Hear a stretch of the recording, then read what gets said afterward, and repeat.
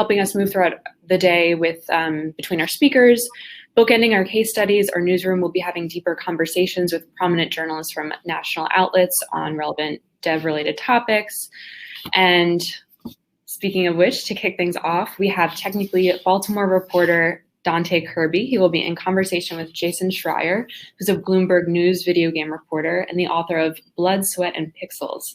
They'll be aiming to share stories and takeaways from the gaming industry and video game development that all software firms can learn from.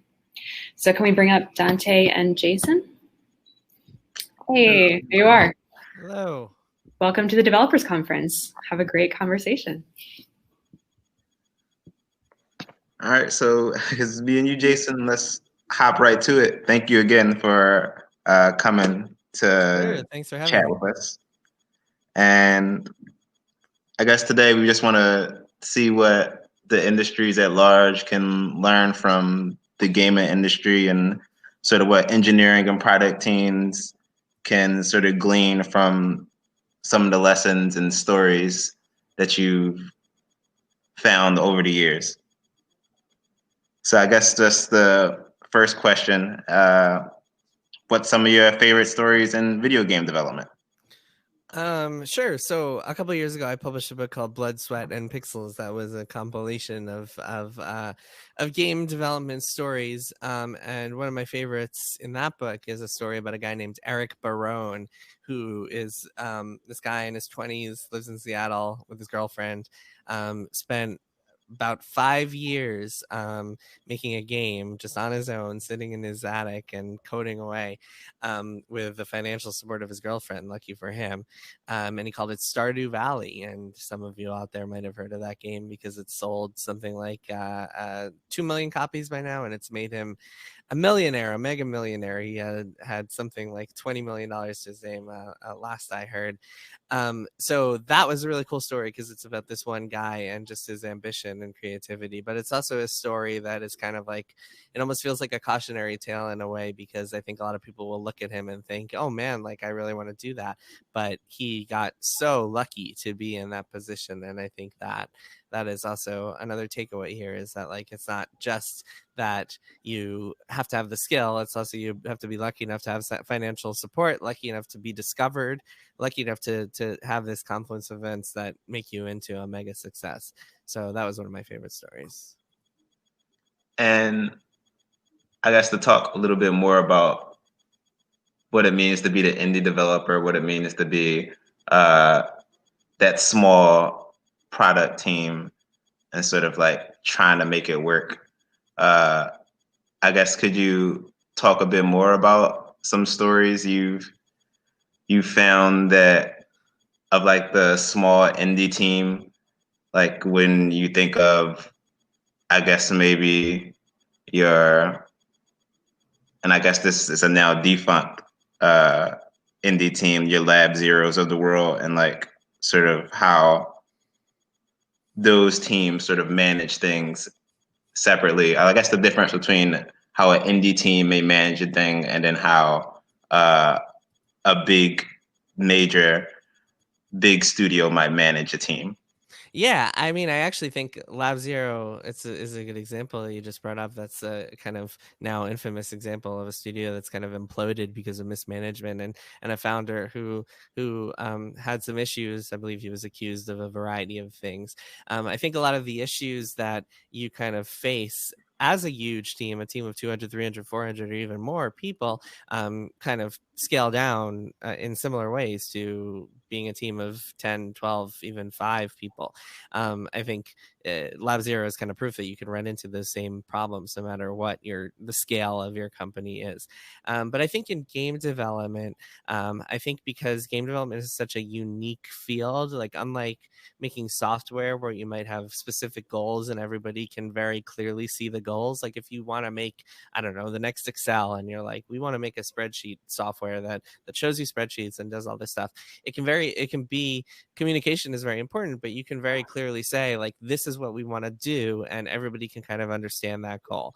In game development, you have all the problems of software, but then you also have the ambiguity of, like, what does a game look like? Everybody might have their own kind of creative visions for the game, and they all have to be aligned to a single vision if they're going to make anything decent, right? And I think that sort of thing can be easier with smaller teams. But then again, the downside of that is, as a smaller team, you're sacrificing kind of the things you can do with more money and more people, the big production values and big expensive things that you could potentially do. So it's each approach has its pros and cons in game development, I would say.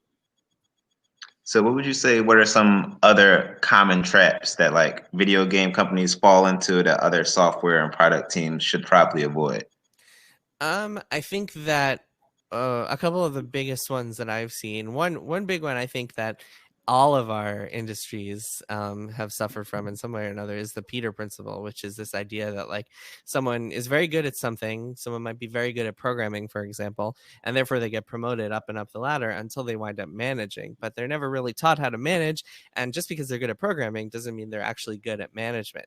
And we've seen that a bazillion times across every single industry, where, like, you get promoted for your skills at one thing and then you wind up having to manage, and that causes all sorts of problems for all sorts of reasons. So that, I think, in general is like a really good thing to be alert of in your own life and in software and development in any field. The other big thing is just, like, in game development, it's just impossible to know how long anything is going to take, and scheduling just has to be super amorphous and flexible, and you have to be willing to just, like, chop, like, cut down scope towards the end of a project, and it can be very challenging. And I think some of those lessons probably apply to software development as well. So we talked a lot about how, maybe briefly, how management style can sort of affect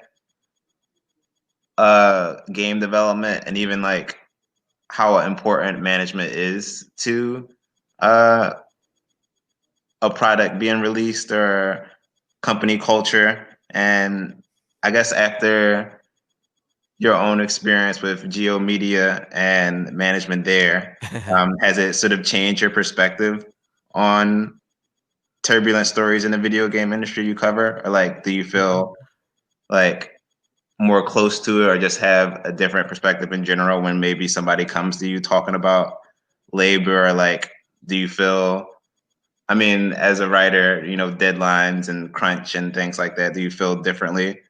Yeah, no, it's not.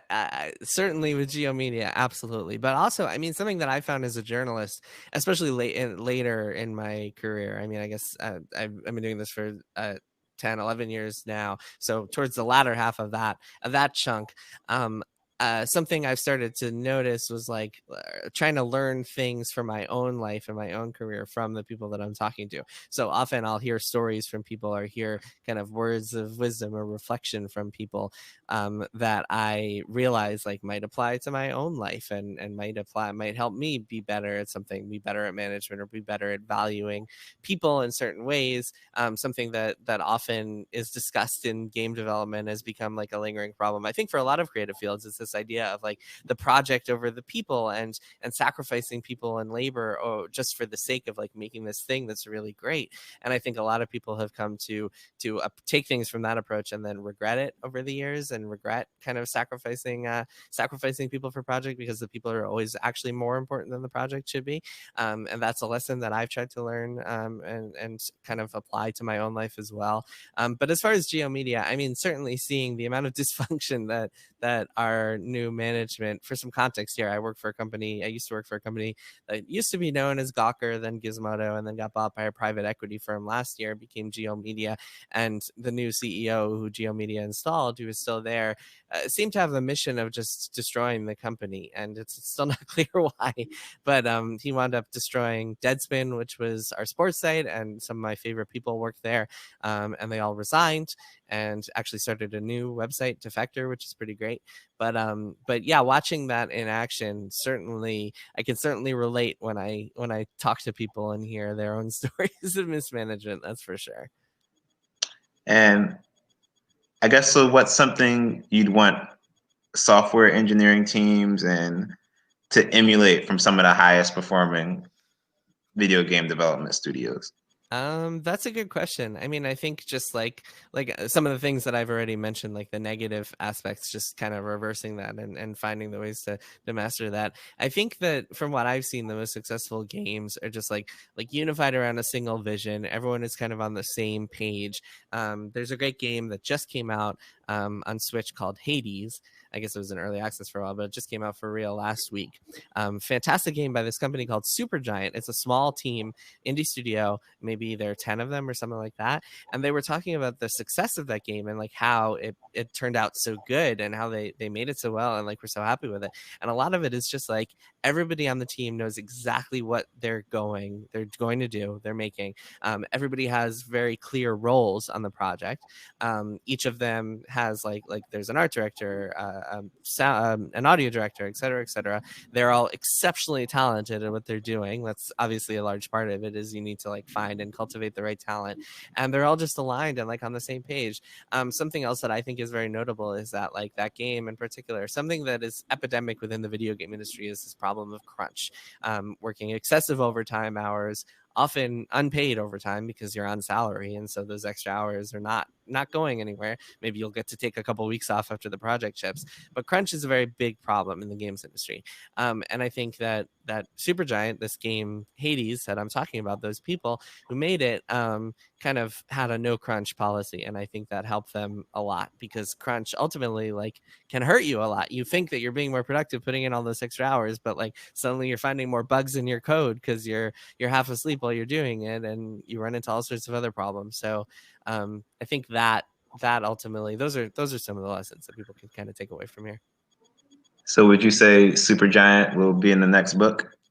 Oh man, no, because actually my next book is about some darker subjects.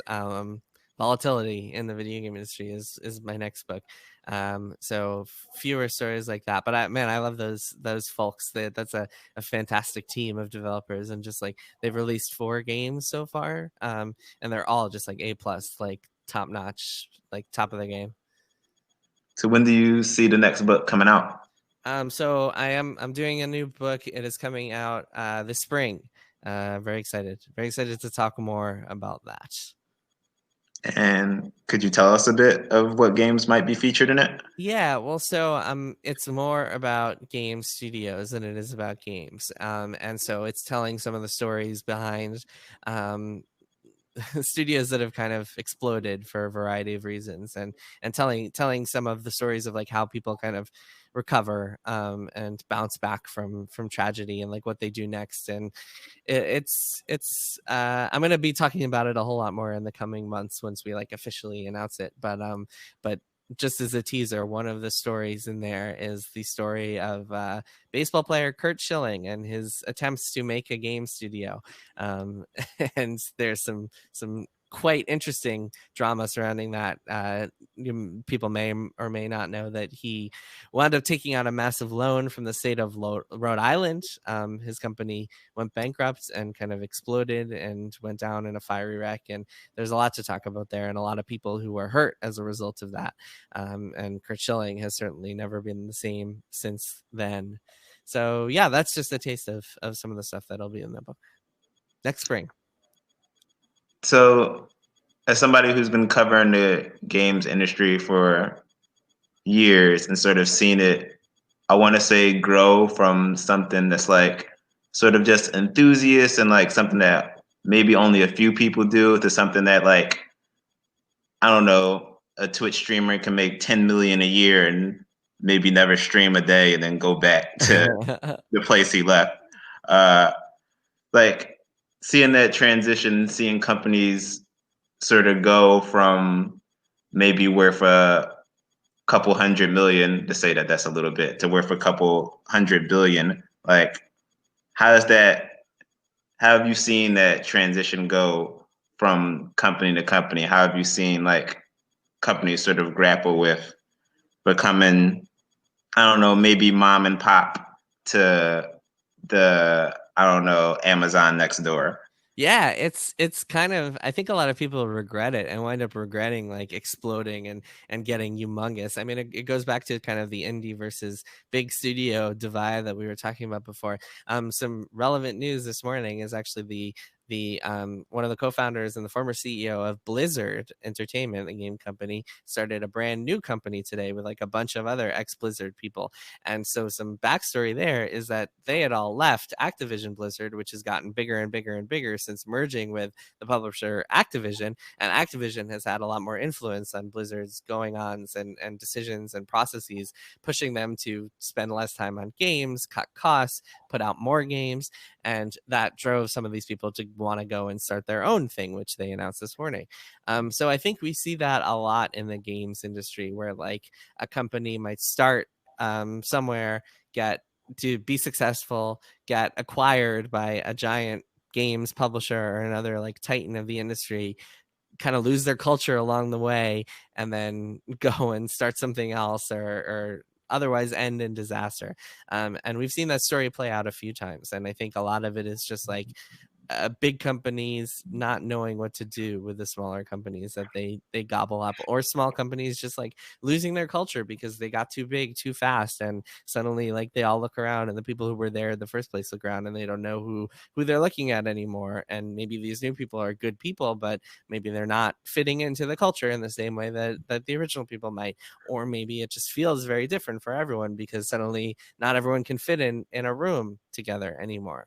And I think there's a lot of value to just having a smaller team, especially when you're doing collaborative, creative creation, as you are with game development. And it's not just like creating a piece of software where you kind of, it just has to function. In game development, you have to make something that is fun and beautiful and says something and musically satisfying and doing all these other things that I think are really challenging, especially as you get bigger and bigger and bigger. So I guess for somebody who knows very little about the video game industry, what do you think is some of the most common misconceptions about it? So I think a couple. The one of the things, so when I wrote Blood, Sweat, and Pixels, one of my favorite reactions was seeing people be like, "Oh man, I'll never call game developers lazy again." Or like, I'll never, people being like, "Oh, so these people who make games don't just go into an office and like play video games all day." I think that's an, but one of the biggest misconceptions is that making games is like, or one of the things that people really don't know, I think, is how hard it is to make games. Because like, as I mentioned, it's like straddling this line between technology and art. And so it's taking all the hard parts of like making software and also taking all the hard parts of making art and movies and music and whatever else needs to be made. It's like this kind of culmination of all these different things. The best analogy that I've heard is it's like trying to shoot a movie while building the camera at the same time. Or it's like trying to drive a train while track is being laid in front of you in real time, and you have to like watch it be laid and hopefully don't drive it off. It's just this kind of like fascinating tornado of like all these difficulties and hardships, and I find it really interesting. But yeah, it's really friggin' hard. I'm regularly, even having covered the industry for this long, I'm regularly kind of amazed, left in wonder that games are created at all, that video games are even possible. It just it's mind-boggling. And I guess for us, that's sort of our time. Cool. Maybe we could take a question or two from the audience. Sounds in good. the chat. Let's see if anybody has a question.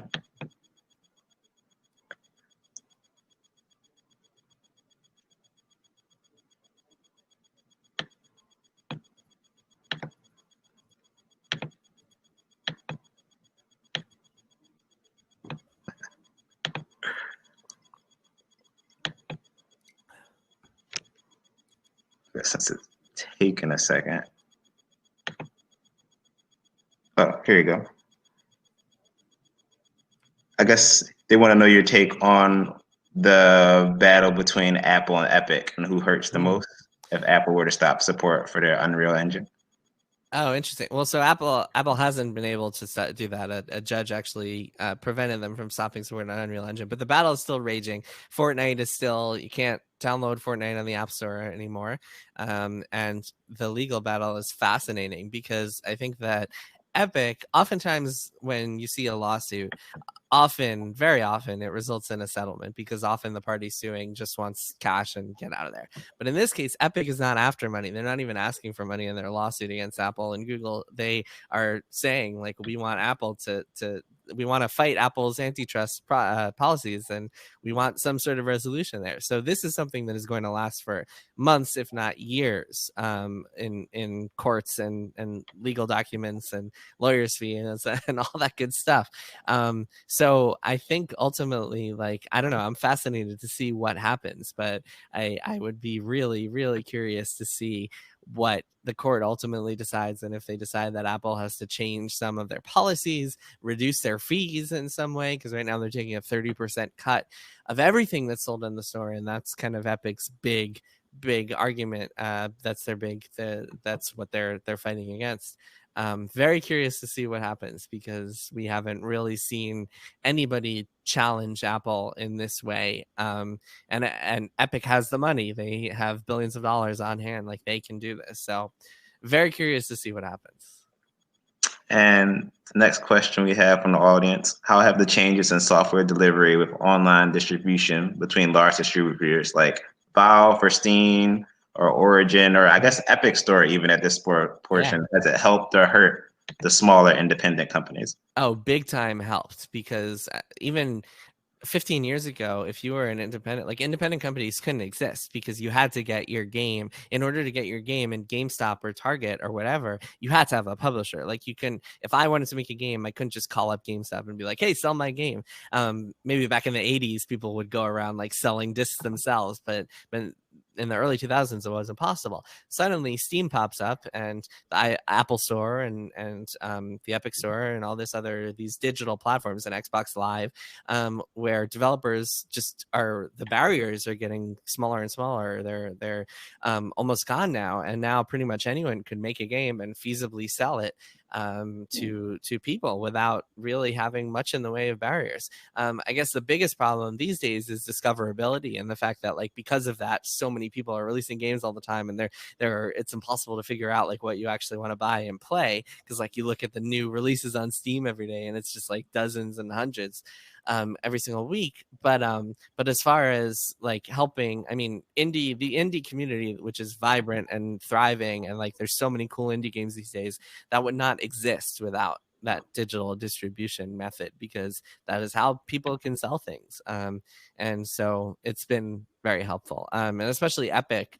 Epic has funded a lot of indie games at pretty good terms, because they want to drive people to their store. Epic is fighting us. Maybe not a lot of people know this unless you're into following gaming news, but Epic has been for a while now fighting a similar battle on PC as they are against Apple. They're not suing Valve, which is the maker of Steam, which has its own monopoly over PC gaming. They haven't sued them, but they started a competing store and are giving developers a better deal. On the Epic Store, you only have to pay Epic 12% when you sell games on the Epic Store, as opposed to Steam, where you have to pay Valve 30% like you do on Apple. So Epic is very much fighting this battle on all fronts and trying to make itself seem as developer friendly as possible, and giving out a lot of money to indies. And I think it's a tough time to be an indie developer because of the discoverability problem that I mentioned. But when it comes to like actually getting your games done and distributed and finished,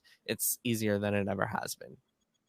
And I guess more along the lines of like digital distribution and like the new systems, and even some of the current systems having like models where like it doesn't even have a disc. Yeah. Like, where does GameStop fall into that? And then like GameStop and the idea of like, okay, we should pay attention to what a company did during the coronavirus. And GameStop, Reggie, as much as we love him, didn't exactly do the best during the coronavirus from some reports. Yeah, I mean he's just on the board. I don't know how much he actually does, how much he's actually involved, or if he just gets the paycheck and moves on. But yeah, no, GameStop is screwed, I think, with, because I think that what Xbox, so Xbox and PlayStation are both releasing digital discless models for cheaper. PlayStation is especially interesting because the Xbox model is kind of like a lower end model for $300. It's less powerful than the higher end disc model, but PlayStation is selling the same exact console just without a disc for $400 as opposed to $500, which is the disc one. And yeah, I think that like these companies very much, so for PlayStation and Xbox, because they take that 30% cut of their stores, they have all the reasons in the world to get you to go digital. Like that's what they want. They want you buying everything digitally. So I think that they are going to push harder and harder, trying to get us all to convert to full digital, getting rid of our discs. While GameStop, if we head to this model, they're screwed. GameStop is totally screwed. And they've already been in trouble for a while now. Just physical retail is not a business you want to be in. They've been shutting down stores, hundreds of stores, which is really sad because there are a lot of people who work for GameStop and they're losing their jobs and suffering as a result of this. But GameStop as a company has just like not won itself a lot of friends and not made a lot of just like decisions that customers have been thrilled with in recent years. So I don't know. It will be extremely sad for the people who work there. But I don't know if your average gamer will really shed a lot of tears when GameStop bites the dust. All right. Well, I think that's our time. Oh, thanks, and Donte. Jason, thank you for talking with me and giving us your knowledge. And until next time. Yeah, thanks, Donte. Much appreciated.